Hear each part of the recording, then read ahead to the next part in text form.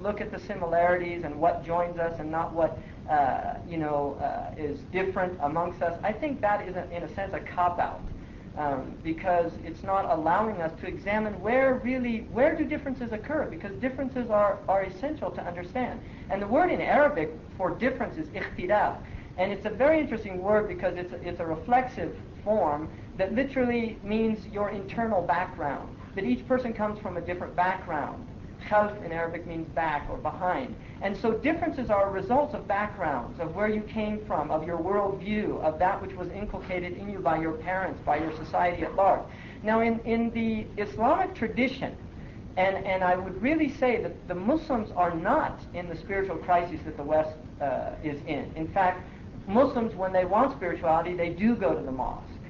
They don't go to other places. I mean, this is a fact that almost every Muslim that I know will attest to this truth. They do not see a need for truth to go to another tradition to find it. They literally do believe, even what we would call, quote-unquote, lukewarm Muslims, still believe, that if they want spirituality, they go to the mosque. They go to their tradition. And one of the interesting things to note is that Christianity has traditionally really failed at their missionary work in the Muslim countries, with the exception, I would say, of a few, such as Bangladesh, where there's incredible poverty.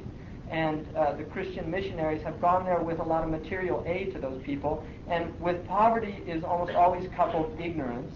And because of that, there have been conversions. But in the vast majority of Muslim countries, it is very rare for a Muslim to convert to another religion. And yet in the West, it is becoming increasingly common for people of Christian backgrounds to convert to other religions. And I would say Islam has yet to really make its impact on the West, with the exception of the African American community and possibly the Canadian people of African origin. But certainly still within the white community, the majority of people are still much more looking into Eastern. Buddhism is actually kind of the religion of the intellectuals in the United States. I don't know about Canada, but in the United States, Buddhism is the religion of the intellectuals because they see it as a religion without religion.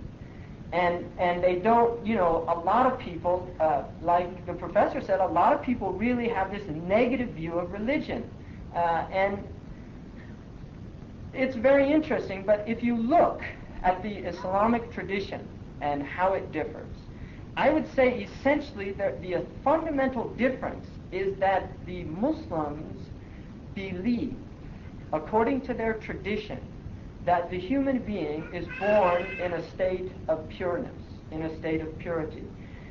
The Christian tradition believes that the human being is born in an impure state as a result of carnal knowledge that took place between the original progenitor, who is called Adam.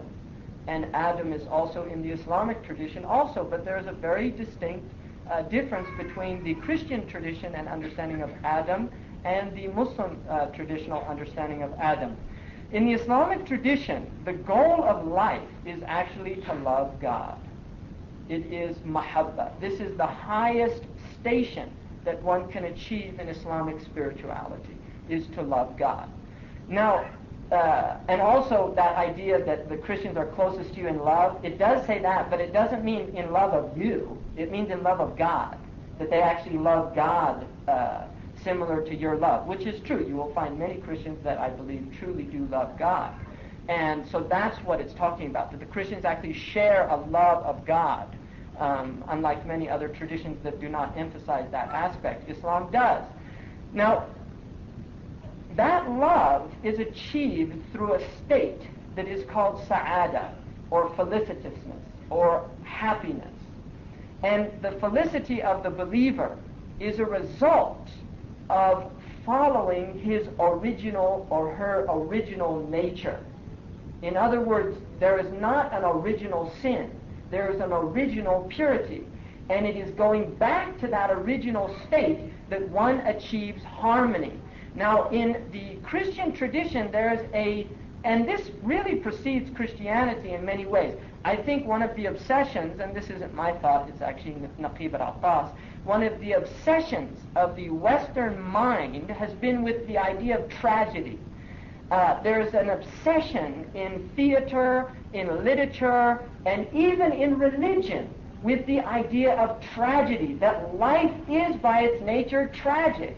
Now, if you look at tragedy, tragedy is a very interesting experience, and it is deeply embedded in the Hellenistic worldview. The Hellenistic worldview, like the Christian worldview, sees that the original sin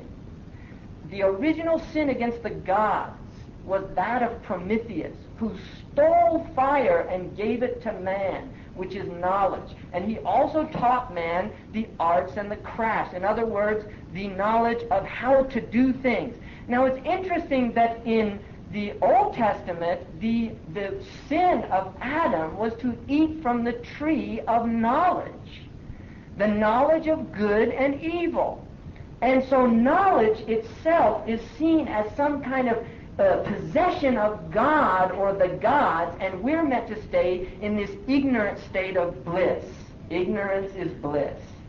And the Islamic tradition, on the contrary, says that the tree was not the tree of knowledge, it was the tree of disputation.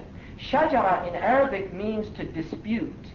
And this is why when they ate from the tree, and that eating from the tree, even in the Islamic tradition, is actually seen as something that was literally outside the capacity of Adam and Hawa. There's a famous prophetic tradition where Moses and Adam have a dialogue in the unseen world, and Moses says, all our problems came from you.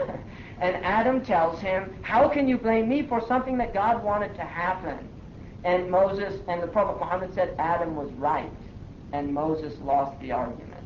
So the idea is that Adam's quote-unquote fall, which is not an Islamic perception that he fell, he literally was chosen as the first human being to set into motion the experience of being human. In other words, being outside of the angelic realm, which is a determined realm, and enter into the state of choice. And this, in the Islamic tradition, is the highest quality of the human being, that we can uniquely choose to believe in God.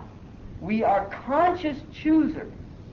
And this is the choice that we are given, and the choice that will determine our felicity in this world and the next world, or our wretchedness, which is called shaqawa in the Quranic worldview. And so the idea of sa'ada is based on this happiness, is based on conforming to what is called deen. And deen in the Arabic language is what is loosely translated as religion. But deen is literally, means in the Arabic language, a rain that brings the earth to life. In other words, the human being, without this connection with the unseen world and with the Creator, one enters into a state that is closer to death than it is to life. And the Prophet Muhammad said, sallallahu alaihi wasallam, peace and blessings be upon him, the difference between those who remember their Lord and those who forget their Lord is the difference between the living and the dead. So literally, Islam is seen as a religion that is meant to bring the human heart to life with knowledge of their Lord. And this is the original debt, which dain in Arabic, if you change the vowing by one mark, is the word for debt.